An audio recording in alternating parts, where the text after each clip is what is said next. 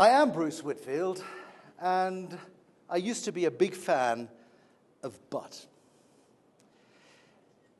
You see, for those 21 years, my job was to go live on radio each and every single day and to prod and to pry and to provoke responses from chief executives, from policymakers, and from analysts to try and get something new to amuse, entertain, and inform my audience. And the best way I knew how to do that was But.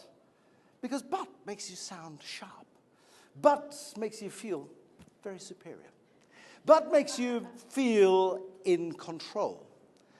What I learned over time, though, was that But wasn't actually opening up conversations. But was shutting them down. But dismisses ideas. When somebody comes up to you and shares their latest wisdom with you, what is your immediate response? Yeah, that's a good idea. But hasn't it been done already? That's a really good idea. But in this economy? That's a really good idea. But how are you going to do that? Immediately, the person is on the defensive. Immediately, the person is having to justify their idea rather than explore it, rather than expand it, rather than use your experience to help them be better. And I started wondering whether or not it wouldn't be more effective to switch but with and. It's a small switching of a conjunction. That's an interesting idea. And how are you going to differentiate them?